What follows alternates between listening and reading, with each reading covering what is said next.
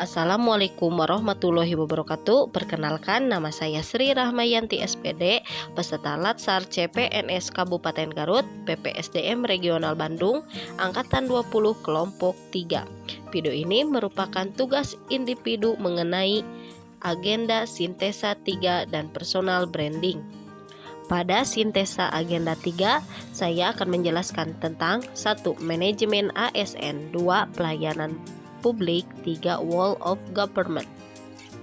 Manajemen ASN adalah pengelolaan ASN untuk menghasilkan pegawai ASN yang profesional, memiliki nilai dasar, etika profesi, bebas dari intervensi politik, bersih dari praktik korupsi, kolusi, dan nepotisme. Dalam manajemen ASN yang akan dibahas mengenai kedudukan ASN, yaitu berdasarkan jenisnya, pegawai ASN terdiri atas 1. Pegawai negeri sipil PNS, 2. Pegawai pemerintah dengan perjanjian kontrak PPPK. 2.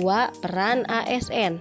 Dalam Undang-Undang Nomor 5 Tahun 2014, Peraturan Pemerintah Nomor 11 Tahun 2016, Junto Nomor 17 Tahun 2020, pegawai ASN memiliki peran sebagai perencana, pelaksana, dan pengawas penyelenggara tugas untuk pemerintahan dan pembangunan nasional melalui pelaksanaan kebijakan dan pelayanan publik yang profesional, bebas dari intervensi politik, serta bersih dari praktik korupsi, kolusi, dan nepotisme.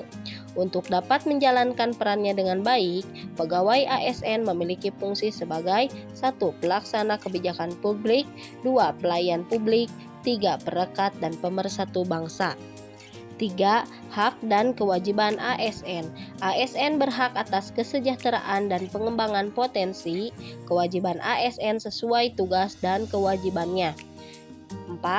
Kode etik dan kode perilaku ASN. Dalam Undang-Undang ASN disebutkan bahwa profesi ASN berlandaskan pada kode etik dan kode perilaku yang bertujuan untuk menjaga martabat dan kehormatan ASN.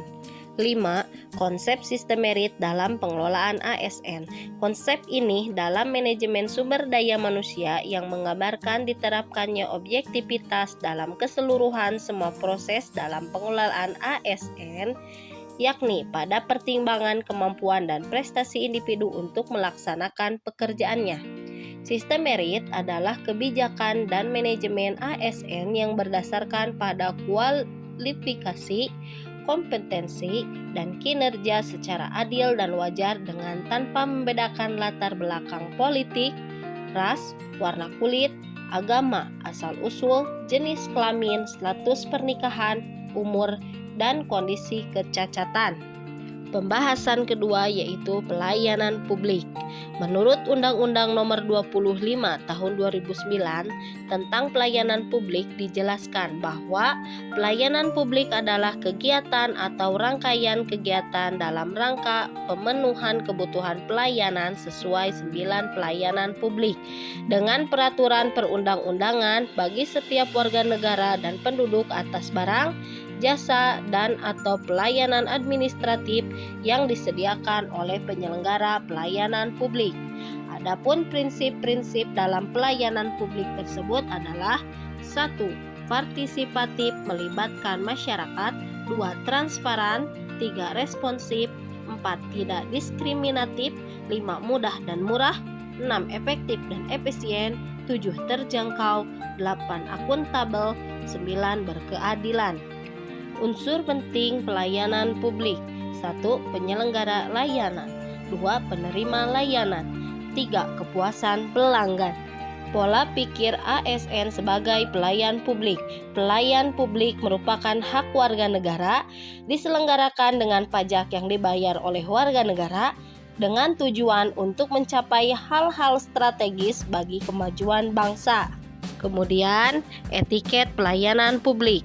Etiket pelayanan yang perlu diperhatikan oleh ASN terhadap pengguna jasa pada umumnya adalah sebagai berikut. 1. Sikap atau perilaku, 2. Ekspresi wajah, 3. Penampilan, 4. Cara berpakaian, 5. Cara berbicara, 6. Cara mendengarkan, 7. Cara bertanya. Pembahasan ketiga adalah Wall of Government atau WOG adalah sebuah pendekatan penyelenggaraan pemerintahan yang menyatukan upaya-upaya kolaboratif pemerintahan dari keseluruhan sektor dalam ruang lingkup koordinasi yang lebih luas guna mencapai tujuan-tujuan pembangunan kebijakan, manajemen program, dan pelayanan publik. Alasan WOG dianggap penting oleh pemerintah: pertama, adanya faktor-faktor eksternal seperti dorongan publik dalam mewujudkan integrasi kebijakan, program pembangunan, dan pelayanan agar tercipta penyelenggaraan pemerintahan yang lebih baik. Kedua, terkait faktor-faktor internal. Dengan adanya fenomena ketimpangan kapasitas sektoral sebagai akibat dari adanya nuansa kompetisi antar sektor dalam pembangunan. Adapun tantangan dari WOG itu sendiri: 1. Kapasitas sumber daya manusia dan instansi. 2. Nilai dan budaya organisasi. 3. Kepemimpinan. Penerapan WOG dalam pelayanan publik. 1. Pelayanan yang bersifat administratif, yaitu pelayanan publik yang menghasilkan berbagai produk dokumen. 2. Pelayanan jasa, yaitu pelayanan yang menghasilkan berbagai bentuk jasa. 3. Pelayanan barang, yaitu pelayanan yang menghasilkan berbagai jenis barang. 4. Pelayanan regulatif, yaitu pelayanan melalui penegakan hukum dan peraturan perundang-undangan maupun kebijakan publik yang mengatur sendi-sendi kehidupan masyarakat. Implementasi WOG. 1. Hakikat dasar pelayanan publik. 2. WOG dalam lingkup penyelenggaraan negara. 3. WOG dalam lingkup penyelenggaraan pemerintahan negara. 4. Hubungan antara pemerintah pusat dan daerah serta antar daerah. Setelah selesai membahas tentang sintesa agenda 3, selanjutnya adalah personal branding. Apa itu personal branding?